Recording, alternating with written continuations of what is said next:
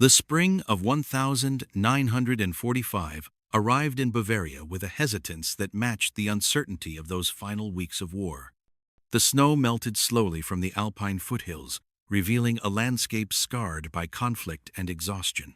And in the small town of Landsberg, where the Americans had established a forward command post after pushing through the German defenses, the air carried the smell of wet earth and burning wood and something else, something harder to name. It was the scent of endings, of a world coming apart at the seams, of millions of lives suspended between what had been and what might come next. Sergeant Thomas Reeves stood at the entrance to what had once been a textile factory on the eastern edge of town, watching the last workers file out into the gray afternoon. He was 26 years old, from a farm outside Cedar Rapids, Iowa, and he had been in Europe for 11 months. His uniform was worn but clean, his rifle slung across his shoulder with the casual familiarity of someone who had carried it through France and into Germany. His face showed the weariness that came from too many days without proper sleep, too many decisions that had consequences he tried not to think about. The factory had been converted into a labor camp of sorts, though the Germans who ran it before the Americans arrived had called it a work detail. Semantics, Reeves thought. Words that tried to make horror sound administrative. The women who worked there, most of them displaced persons from occupied territories, had been making uniforms and boots for the Wehrmacht until 3 days ago, when his unit had liberated the facility. Now they were free, technically, though freedom meant very little when you had nowhere to go and nothing to eat, and the entire continent was in chaos.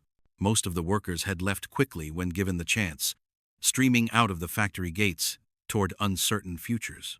A few had stayed, too exhausted or too frightened to make decisions, and the American command had let them remain in the barracks while they figured out what to do with them.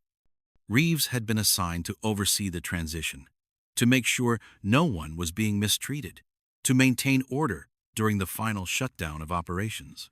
It was better than combat duty, he supposed, though it came with its own kind of weight. He was about to head back to the command post when he noticed movement near the loading dock at the rear of the building. Someone was still inside, moving through the shadows of the main factory floor. Reeves frowned. He'd done a walkthrough an hour ago and thought everyone had left. He unslung his rifle, not because he expected danger but because protocol demanded it, and made his way across the muddy courtyard toward the entrance. Inside, the factory was cold and dim, the machinery silent for the first time in years. Rows of sewing tables stretched into the gloom, and bolts of field gray wool lay abandoned on cutting tables. The place felt like a church after the congregation had gone home, empty and echoing and somehow accusing. Reeves walked carefully between the workstations, his boots loud on the concrete floor, following the sound he'd heard. He found her in the back corner, near the storage room where they'd kept the finished goods. She was kneeling on the floor, trying to gather scattered thread spools that had rolled under a shelving unit, her movements careful and precise despite the obvious exhaustion in every line of her body. She wore a gray work dress that had probably fit once but now hung loose on her thin frame, and her dark blonde hair was pulled back in a bun that had come partially undone. She didn't hear him approach at first, too focused on her task, and when she finally looked up and saw him standing there with his rifle, her entire body went rigid with fear. Reeves quickly lowered the weapon, holding up his free hand in what he hoped was a calming gesture. He'd seen that look before, that instant of pure terror that came from months or years of living under threat. It made something in his chest tighten, the same anger he felt every time he encountered evidence of what this war had done to people who'd never asked to be part of it. "It's all right," he said in English, then tried the phrase in his limited German. "Es ist gut. Keine Angst. Don't be afraid." The woman didn't move, still frozen in that half-crouch, the thread spools forgotten in her hands. Up close, Reeves could see she was younger than he'd first thought, maybe 22 or 23, with fine features that exhaustion and hunger had drawn too sharp. Her eyes were gray-blue, the color of winter sky, and they watched him with an intensity that made him feel like she was trying to read his intentions from his face alone. "You should go," he said, speaking slowly. Factory closed. Verstehen. He gestured toward the door, trying to communicate through pantomime what his German couldn't convey. You're free. Free to leave. She said something in rapid German that he didn't catch, her voice low and rough, as if she wasn't used to speaking. Then she tried again, slower this time, picking through what must have been fragments of English she'd learned somewhere. I work. Must work. No, Reeves shook his head. No more work. The war is almost over. You can go home now. Something flickered across her face at the word home, something that looked like pain mixed with longing and hopelessness. She set down the thread spools carefully, as if they were precious, and stood up slowly. She was shorter than he'd thought, barely reaching his shoulder, and so thin that he could see the bones in her wrists where her sleeves had ridden up. No home, she said finally, the English words clearly difficult for her. Home is gone. Reeves felt that tightening in his chest again. He'd heard variations of this story 100 times in the past few months. People whose homes had been destroyed, whose families had scattered or disappeared, who had nothing to return to even if they could make the journey. The war had created millions of displaced souls, and she was just one more, just another casualty in a conflict that had consumed everything it touched. What's your name? He asked, trying to gentle his voice, trying to sound less like a soldier and more like a human being. She hesitated, as if the question might be a trap, then answered, Anna. Anna Keller. I'm Thomas. Thomas Reeves. He shifted his rifle to his other shoulder, making it clear he didn't intend to use it. Where are you from, Anna? Schlesien, she said, then tried the English name. Silesia. East. The Russians. She trailed off, making a gesture that encompassed destruction, displacement, everything that words couldn't capture. Silesia. Reeves had heard the reports about what was happening in the Eastern Territories as the Soviet forces advanced. The mass flight of German civilians, the deportations, the chaos. If she was from there, she was a long way from home, and home itself probably didn't exist anymore. The Russians were redrawing the map of Eastern Europe, and Silesia was becoming part of Poland. Germans who'd lived there for generations were being expelled, their property confiscated, their entire world erased. How did you end up here? He asked. In Landsberg? Anna looked down at her hands, and when she spoke again, her voice was barely above a whisper. They take me. 2 years ago. Say I work for Reich. Say is my duty. She raised her eyes to meet his, and he saw shame there, and anger, and a bone-deep weariness. I have no choice. Work, or... She didn't finish the sentence, but she didn't need to. Reeves understood. Work, or starve. Work, or face consequences that didn't bear thinking about. What kind of work did they have you doing? He asked, though he thought he already knew the answer. I sew, she said, gesturing toward the silent sewing machines. Uniforms, boots, things for soldiers. She paused, and something changed in her expression, became harder, more closed off. Night, different work. Reeves felt cold spread through his stomach. He'd heard rumors about what happened in some of these labor facilities after hours, about how the women workers were treated by the German overseers and guards. He'd hoped they were exaggerations, propaganda designed to demonize the enemy. Looking at Anna's face now, seeing the way she couldn't quite meet his eyes, he knew they weren't exaggerations at all. Who? He asked, his voice coming out rougher than he intended. Who made you work at night? Anna flinched at his tone, and he immediately regretted the harshness. She wasn't the enemy. She was a victim, and the men who'd hurt her were long gone, fled ahead of the American advance, or killed in the fighting. Getting angry now changed nothing, helped no one. Is over now? She said quietly. They gone. All gone. You're right, Reeves said, forcing himself to speak calmly. It's over. You're safe now. The Americans are here, and we're not going to let anyone hurt you. She looked at him for a long moment, and he saw skepticism in her eyes, the learned distrust of someone who'd had promises broken too many times. You are American soldier, she said. I am German. You should hate me. I don't hate you, Reeves said, and realized as he spoke that it was completely true. You didn't start this war. You're just someone who got caught in it, like a lot of other people. My father, Anna said suddenly, as if the words had been building up and finally burst free. He fight for Germany. For Hitler, he believe. He believe in Führer, in Großdeutschland, in all the lies. He proud when they take me for war work. Say I serve fatherland. Her voice cracked slightly. I not see him in 2 years. I not know if he live or die. Maybe he fight you. Maybe you kill him. Reeves didn't know what to say to that. It was possible. He'd fought German soldiers from Normandy to Bavaria, had fired his rifle at men whose names he'd never know, whose families would never learn what happened to them. War made everyone complicit in tragedy, reduced human beings to targets and statistics. Anna's father might be dead because of him, or because of one of the thousands of other American soldiers grinding their way across Germany. Or he might be alive, captured, or hiding, or still fighting in some pocket of resistance. There was no way to know. I'm sorry, he said finally, because what else was there to say? I'm sorry for all of it, for the war, for what happened to you, for everything. Anna shook her head slowly. You not need sorry. You not make this. We make this. Germans. We make this hell, and now we live in it. Not all Germans, Reeves said. You didn't vote for Hitler. You didn't invade Poland. But I not stop him, she said. None of us stop him.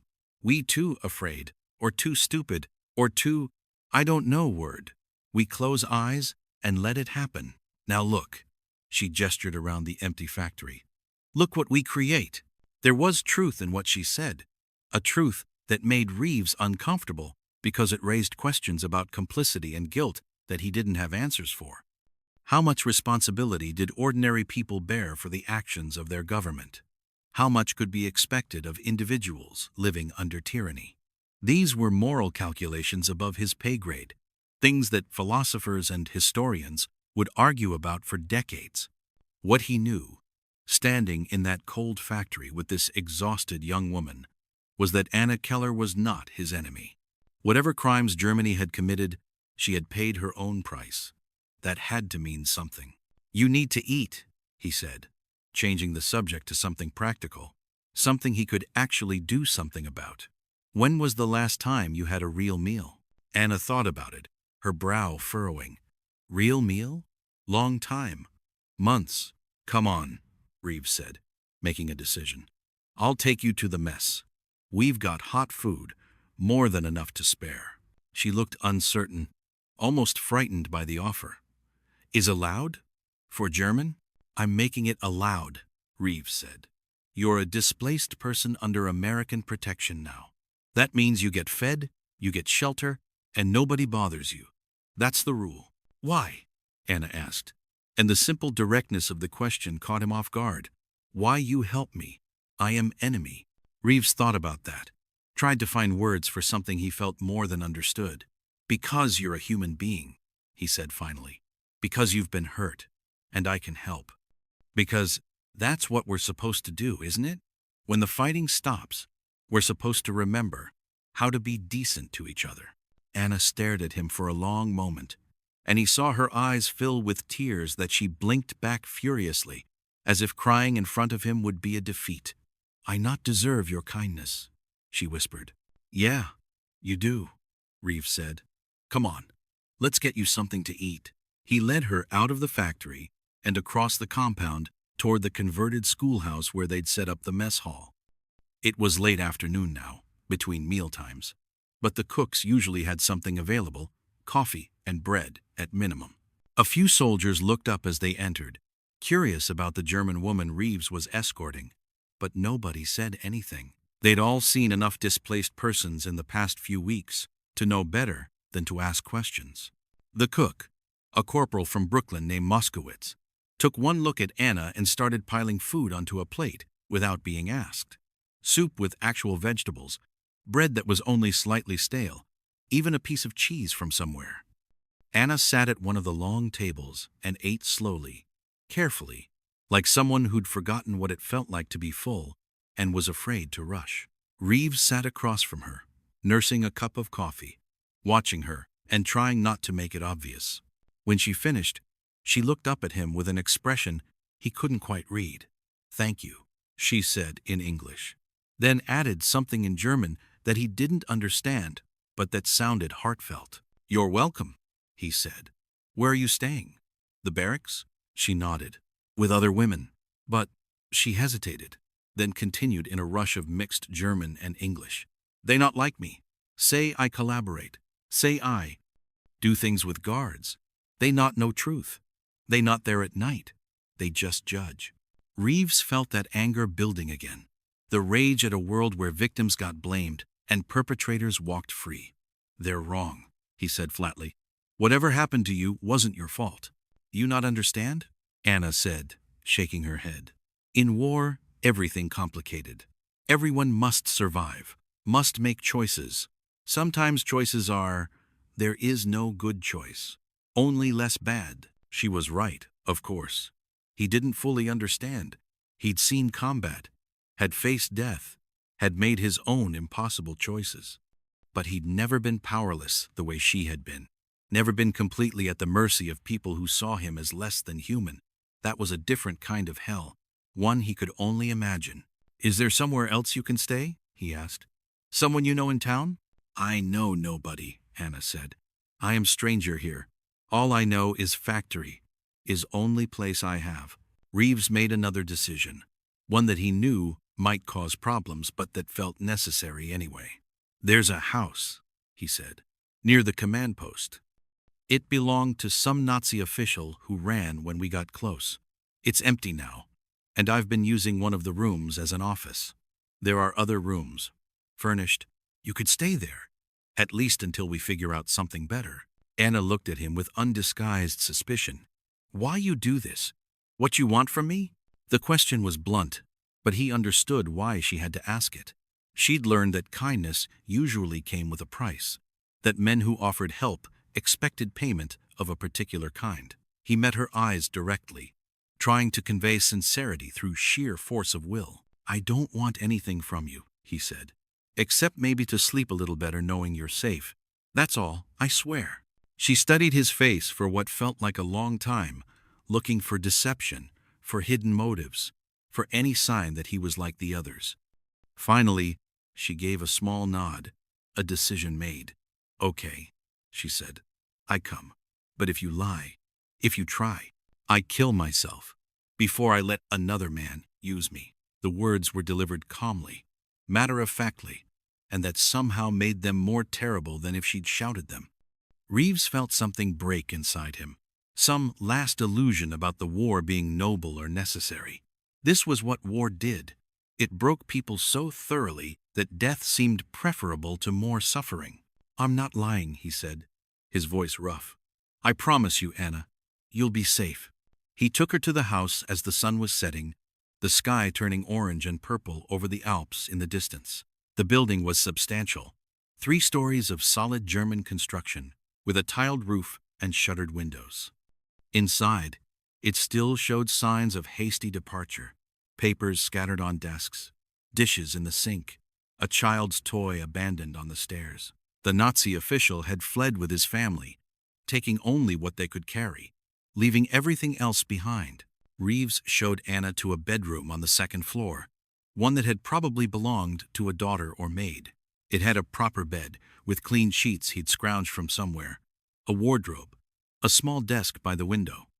After months of sleeping in factory barracks on thin mattresses shared with other workers, it must have seemed impossibly luxurious. "You can lock the door from inside," he said, pointing to the heavy bolt. "I'm down the hall in what used to be the study. If you need anything, just knock. Otherwise, I'll leave you alone." Anna stood in the doorway, looking into the room as if she couldn't quite believe it was real. "Why?" she asked again. And this time, the question sounded less suspicious and more bewildered. "Why you care what happened to me?" Reeves thought about all the easy answers he could give. Because it was his duty. Because she needed help. Because it was the right thing to do. All of those were true. But they weren't the complete truth. The complete truth was harder to articulate, Something about seeing too much suffering and wanting to push back against it in whatever small way he could. About recognizing in her something he recognized in himself, a kind of weariness that came from carrying burdens too heavy for one person. "Because you're here," he said finally. "Because I can help. Because maybe that's the only thing that matters in the end. The moments when we choose to be kind, when we don't have to be."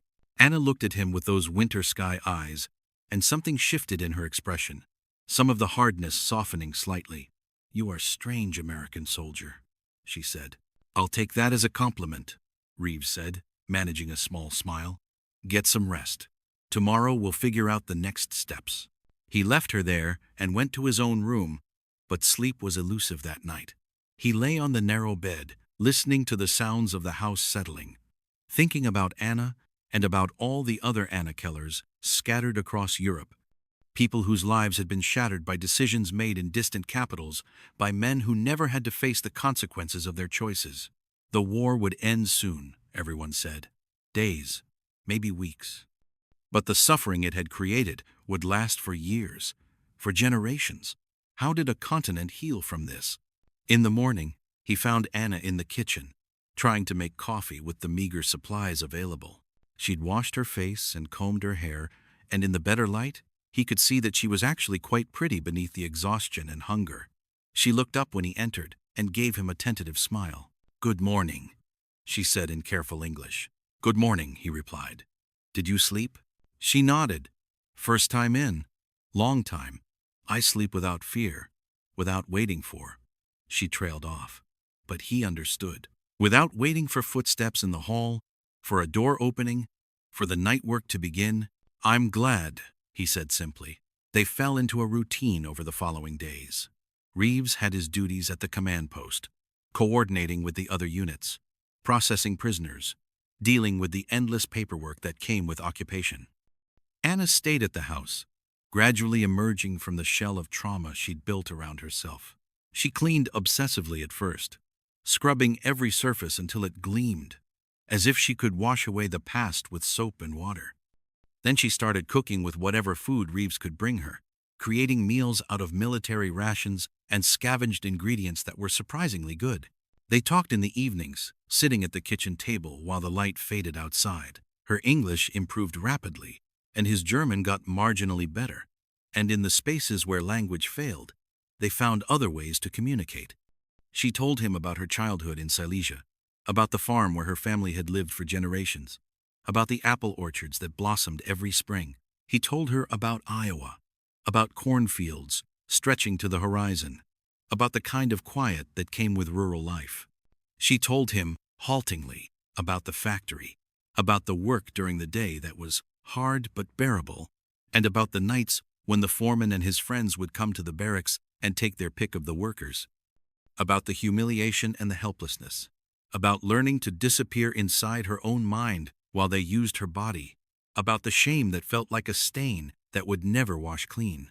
She told him these things in fragments, late at night, when the darkness made confession easier, and Reeves listened without judgment, without trying to minimize or explain away what she'd endured. "I thought about dying," she admitted one night, her voice barely audible. "Many times. There is river nearby, deep and fast. Would be easy, but I too afraid, too much coward." "That's not cowardice," Reeves said fiercely. "That's courage. Staying alive when you wanted to die. That's the bravest thing anyone can do." Anna looked at him across the table, and he saw tears on her cheeks that she made no effort to wipe away. "You make me feel human again," she said. "Like maybe I not just broken thing. Like maybe I still person who deserve to live." Reeves reached across the table and took her hand, the first time he'd touched her beyond accidental contact. Her fingers were cold and thin in his, but they tightened around his with surprising strength. "You were always a person," he said. "They tried to make you believe otherwise, but it was a lie. You're Anna Keller from Silesia. You survived things that would have destroyed other people. You're stronger than you know." She turned her hand over so their palms were pressed together, and they sat like that for a long time, connected by that simple touch, not speaking because words would have cheapened the moment. Outside, The town was quiet, except for the occasional sound of military vehicles passing. The war was dying. Everyone could feel it. And in the vacuum it left behind, small moments of human connection felt infinitely precious. The end came on a Tuesday in early May. Reeves heard the news at the command post, heard the shouts and the celebrations, heard that Germany had surrendered unconditionally and the war in Europe was over. He should have felt triumph, relief, joy. Instead, he felt mostly numb, as if the emotion was too big to process all at once. He walked back to the house in a daze and found Anna in the garden behind the building, tending to the neglected vegetable beds that were just starting to show signs of life. "It's over," he said when she looked up. "The war. Germany surrendered." Anna stood up slowly, brushing dirt from her hands. "Over," she repeated, as if testing the word. "What happened now?" "I don't know," Reeves admitted. "They'll probably start sending us home soon. The occupation will continue, but they won't need as many troops. I might be back in Iowa by summer." Something flickered across Anna's face, something that looked like panic. "And me? What happened to me?" Reeves hadn't wanted to think about that question, but now it demanded an answer. Anna was a German national, a displaced person with no home to return to. The Americans would process her eventually, figure out where to send her, what to do with her. She'd probably end up in a refugee camp somewhere, waiting for bureaucrats to decide her fate. The thought of her in one of those places, surrounded by thousands of other lost souls, made him feel sick. "You could come with me," he heard himself say, the words out before he'd consciously decided to speak them. "To America, as my wife." Anna stared at him, her face unreadable. "Your wife?" she said slowly. "You ask me, marry you?" "I know it's crazy," Reeves said, the words tumbling out now.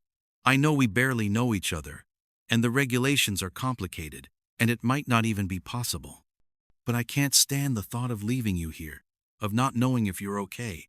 And I care about you, Anna, more than I probably should, given the circumstances." "You feel sorry for me," Anna said, and there was something hard in her voice. "You want save poor broken German girl, make yourself feel like hero." "No," Reeves said firmly. "I'm not trying to save you. You've already saved yourself. I want to be with you. I want to see what we could be if we had a chance, if the war wasn't between us." Anna wrapped her arms around herself, looking small and uncertain. "I am damaged," she said. "What those men do to me, it breaks something inside. I not know if I can be wife to you, be woman who can love you way man should be loved." Reeves stepped closer, careful not to crowd her, giving her space to retreat if she needed to. "I'm not asking you to be anything except yourself," he said. "If that's all we ever have, if it's just companionship and friendship, that's enough. I'm not expecting you to be grateful or to owe me anything. I'm asking because I want to, because the thought of a future without you in it feels wrong." Anna looked up at him, searching his face for truth, for deception, for whatever calculation would help her decide. "You really mean this?" she said, and it wasn't quite a question. "I really mean it," Reeves confirmed. "And if I say yes," Anna said slowly, "if I agree to this, you not expect me to." She couldn't finish the sentence, but her meaning was clear. "No," Reeves said immediately. "No expectations. We go at whatever pace you're comfortable with. If that's never, then it's never. I'm asking you to marry me, not to do anything you don't want to do." Anna closed her eyes, and he saw her shoulders shake slightly, as if she were crying or laughing, or both. When she opened them again, they were wet, but also somehow lighter, as if a weight had been lifted. "You are most strange man I ever meet, Thomas Reeves," she said. "Is that a yes?" he asked. She took a deep breath, let it out slowly. "I have nothing," she said.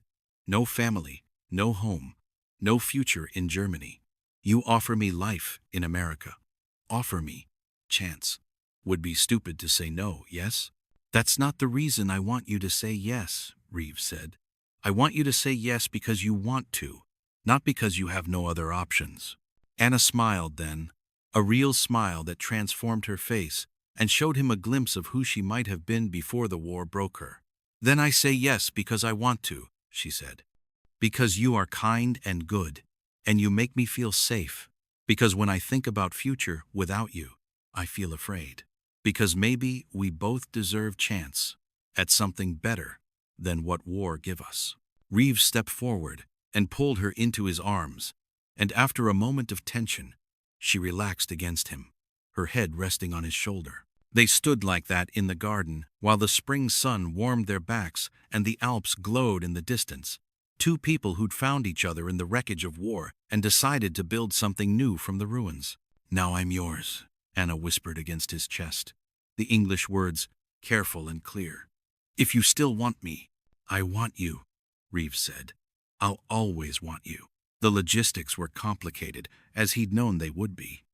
The army had regulations about fraternization with enemy nationals, about marriage to German citizens, about bringing foreign wives back to the United States. Reeves filled out forms and wrote statements and called in every favor he was owed. His commanding officer, a captain from Philadelphia who'd seen enough of war to be pragmatic about love, helped smooth the way. Other soldiers were doing the same thing, falling for German or French or Italian women they'd met during the occupation, trying to find happiness in the aftermath of horror. They were married in June in a civil ceremony at the town hall, with Moskowitz and two other soldiers serving as witnesses. Anna wore a dress borrowed from one of the other displaced women, and Reeves wore his dress uniform, and the whole thing took less than 10 minutes. It should have felt cheap or rushed, but it didn't. It felt exactly right. Two people making promises to each other in front of strangers, betting everything on the possibility that kindness could be stronger than trauma. That night, back at the house, Anna stood in the bedroom looking uncertain. "I want to be good wife to you," she said, "but I not know how. They teach me how to be afraid, how to survive. Nobody teach me how to be loved." "Then we'll learn together," Reeves said. He took her hand and led her to sit on the edge of the bed. "We've got time, all the time in the world." He kissed her gently, and when she tensed, he pulled back immediately. "It's okay," he said. "We don't have to do anything." But Anna shook her head. "No," she said. "I want to try. Want to take back what they take from me. Make new memories to replace old ones." They took it slowly, carefully, with Reeves watching her face for any sign of distress, ready to stop at any moment. And gradually, Anna began to relax, began to trust that this was different, that he was different, that touch could be gentle, and desire could be mutual, and intimacy could be about connection rather than power. Afterward, she cried in his arms, but the tears felt like release rather than pain. "Thank you," she whispered, "for being patient, for not being like them." "I love you," Reeves said, and realized as he spoke that it was true. That somewhere in these weeks of cooking together and talking together and slowly building trust, he'd fallen completely in love with this damaged, resilient woman. "I love you, Anna. I think I love you too," she said wonderingly. "I not think I could love anyone ever again, but I think I love you." The months that followed were a strange kind of honeymoon, punctuated by the realities of occupation and bureaucracy. They lived in the house together while Reeves processed his discharge papers, and Anna went through the screening required for German nationals seeking to emigrate. She was interrogated multiple times about her activities during the war, about whether she'd been a member of the Nazi Party, about what she'd known and when she'd known it. Each session left her shaken and withdrawn, and Reeves would hold her afterward and tell her it would be okay. They just had to get through the process. In September, their papers finally came through.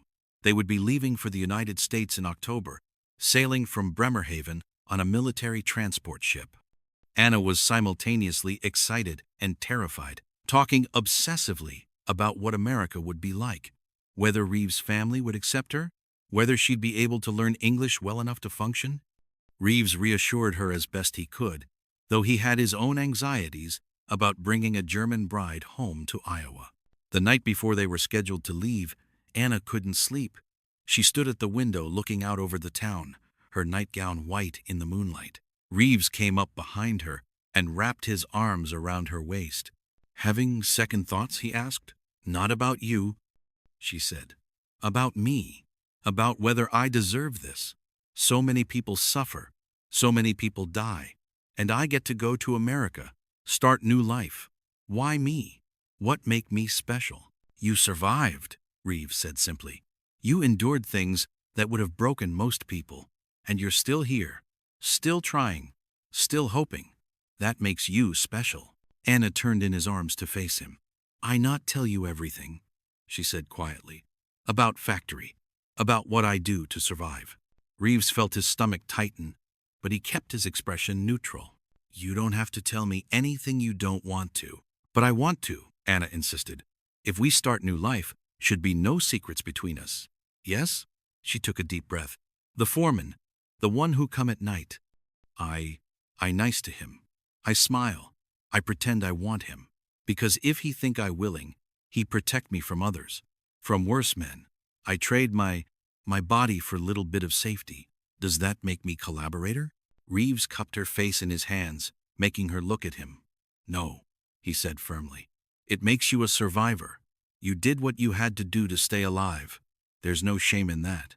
"Other women, they resist," Anna said, tears running down her cheeks. "They fight. They refuse. And they suffer more for it. I was coward. I choose easy way." "There was no easy way," Reeves said. "You made impossible choices in an impossible situation. You don't get to judge yourself for that, and I'm sure as hell not going to judge you for it." "You are too good for me," Anna whispered. "No," Reeves said. "We're just two people who found each other when we both needed finding. That's all. That's enough." They sailed from Bremerhaven on a gray October morning, the coast of Europe disappearing into mist behind them. Anna stood at the rail, watching her homeland vanish, and Reeves stood beside her, his hand in hers. Around them, other soldiers were celebrating, happy to be going home. But for Anna, this was leaving the only home she'd ever known, heading into complete uncertainty. "You okay?" Reeves asked. Anna nodded slowly. "I scared," she admitted, "but also excited is strange feeling. Like I close one book and open another, and I not know what is written in new book." "We'll write it together," Reeves said. "Whatever comes next, we'll face it together." The crossing took 2 weeks, and by the time they saw the Statue of Liberty rising from the harbor, Anna had made friends with the other war brides on the ship, women from France and Belgium and Italy and Germany, all of them heading into the unknown with their American husbands. They shared stories and fears and hopes, creating a temporary community of displaced women, finding courage in each other. Iowa was flat and endless and utterly foreign to Anna, who'd grown up in the shadow of mountains. Reeves's parents were polite, but clearly uncertain about their German daughter-in-law, this stranger who'd married their son in the chaos of a defeated nation. The neighbors whispered, and in town, people stared. Anna felt the weight of collective judgment, the unspoken question of what she'd done to deserve an American husband when their own sons had died fighting Germans. But Reeves never wavered. He stood beside her at church, socials, and town meetings, his hand always finding hers when the silence got uncomfortable. He taught her to drive his father's old truck, to navigate the grid of county roads, to understand the rhythms of farming life. She learned to make American food and to laugh at American jokes and to hold her head high when people whispered behind their hands. Slowly, very slowly, Cedar Rapids accepted her. It helped that she worked hard, that she volunteered at the church, that she was unfailingly polite and kind. It helped that Reeves clearly adored her, that he talked about her constantly with such obvious pride and love. It helped that when she finally got pregnant 2 years after arriving, she glowed with such genuine joy that even the hardest hearts softened. Their son was born in the spring of 1948, and they named him Robert, after Reeves's brother who died at Normandy. Anna held the baby in the hospital and cried tears of happiness and grief and overwhelming gratitude. This child was the future, the proof that life could grow from the ashes of war that love could be stronger than hate. "Look what we made," she said to Reeves, who was sitting beside her bed, with exhausted joy written all over his face. "Look what come from such terrible beginning." "He's perfect," Reeves said, "just like his mother." "I am not perfect," Anna said, laughing. "I am German woman who make many mistakes, who carry much shame." "You're perfect to me," Reeves insisted. "You were perfect the day I found you in that factory, and you're perfect now, and you'll be perfect when we're old and gray." Anna reached for his hand, their fingers interlacing with the easy familiarity of years together. "You saved my life," she said seriously. "That day in factory, when you could walk away, you choose to help. You give me everything: safety, love, home, family. How I ever repay such gift?" "You don't repay it," Reeves said. "That's not how love works. You just live. You be happy. You be yourself. That's all I ever wanted." The years passed, and the war receded into history. They had 3 more children, built a comfortable life on the farm, became pillars of the community. Anna's accent never completely faded, and sometimes, in moments of stress or emotion, she'd slip into German. The nightmares came less frequently as time went on, but they never entirely stopped. There would always be scars, Reeves knew. Trauma like that didn't heal cleanly. But there was also joy. There was laughter around the dinner table, and Christmases with grandchildren, and quiet evenings on the porch watching the sun set over the cornfields. There was the garden Anna planted every spring, growing the same varieties of vegetables she remembered from Silesia. There was the way she still looked at him sometimes with wonder, as if she couldn't quite believe he was real, that this life was real. On their 25th anniversary, Reeves took her back to Europe. They visited Germany, traveled to what was now Poland, tried to find the farm where Anna had grown up. It was gone, of course. The buildings destroyed or repurposed. The orchards cut down. They stood at the edge of a field that might have been her family's land once. And Anna cried for the girl she'd been, for the life that had been stolen from her. "I thought maybe it would still be here," she said. "Stupid, I know, but I thought maybe." "It's not stupid," Reeves said, holding her. "This was your home. It's okay to grieve for it." "I have new home now," Anna said, wiping her eyes. "Better home. Home I choose. Not just born into. Home with you." They flew back to Iowa, and Anna spent the flight telling Reeves stories about her childhood, memories she'd kept locked away for decades. The apple blossoms in spring, her mother singing, the way the mountains looked when the first snow fell. She reclaimed these memories, integrated them into her present, allowed herself to be both the girl from Silesia and the woman from Cedar Rapids. Reeves died first, suddenly, of a heart attack, while working in the barn. He was 73 years old, and he went quickly, without pain or fear. Anna found him there in the afternoon, and she knelt beside him in the straw and held his hand, and told him in German all the things she'd never quite managed to say in English. How grateful she was, how much she'd loved him, how he'd given her a life she never thought possible. At the funeral, their children and grandchildren surrounded her. 3 generations that existed because a young American soldier had chosen kindness over indifference, because he'd seen a frightened woman in a factory and decided to help. Anna stood beside the grave in her black dress and thought about that first night in the house in Landsberg when she'd said, "Now I'm yours," and meant it as both surrender and hope. She'd been his, completely, for more than 50 years, and in being his, she'd found herself again, had reclaimed the humanity that war had tried to strip away. He'd saved her life that day in the factory, yes. But more than that, he'd shown her that love could exist after trauma, that trust could be rebuilt, that the broken pieces of a person could be gathered up and made whole again. Anna lived another decade after Reeves died, surrounded by family, tending her garden, telling her grandchildren stories about the old country and the war and the American soldier who'd changed everything. She told them how their grandfather had been the kindest man she'd ever known, how he'd seen her at her lowest moment and chosen to lift her up instead of turning away.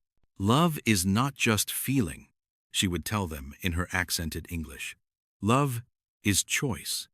Every day, your grandfather choose to love me, even when I difficult, even when I sad, even when my past make me broken. He choose me, and that choice saved my life. She died in her sleep one winter night, peacefully, in the same bed she'd shared with Reeves for half a century.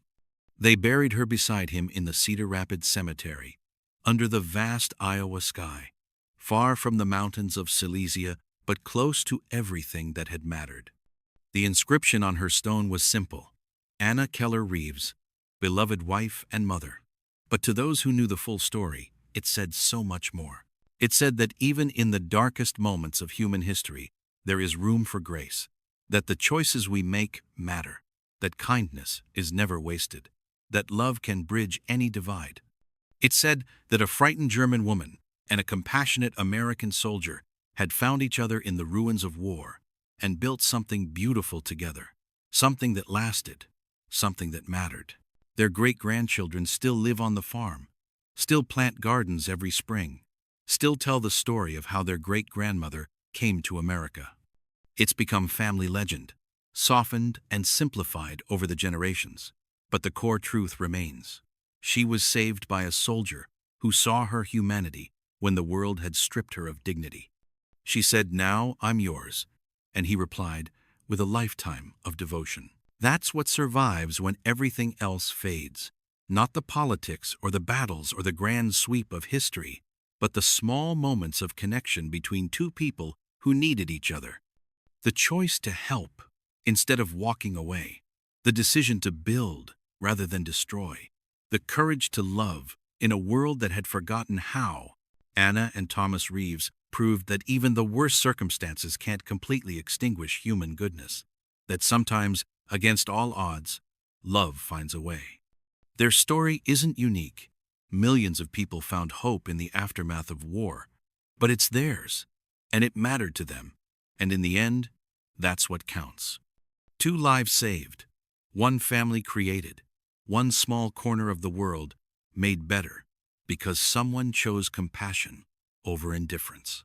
In the house in Landsberg where they first lived together, where Anna took her first steps toward healing, a different family lives now. They know nothing of the American soldier and the German woman who found each other there, nothing of the promises made and kept, nothing of the love that grew in that place. The house is just a house to them, old but solid, with good bones and a pleasant garden. But if houses remember, if walls hold echoes of the people who lived within them, then maybe something of Anna and Thomas remains. Maybe on quiet evenings, when the light slants through the windows in a certain way, you can feel the weight of what happened there, the moment when kindness met need, the beginning of something that would last a lifetime, the proof that even in war's aftermath, hope can take root and grow into something beautiful and enduring. That's the story. That's what happened when an American soldier saved a German woman forced to work at night. She said, "Now I'm yours," and he said yes. And together they wrote a new ending to a story that could have been only tragedy. Instead, it became something more. It became love, family, life. It became proof that the best of humanity can survive even the worst of circumstances. It became hope.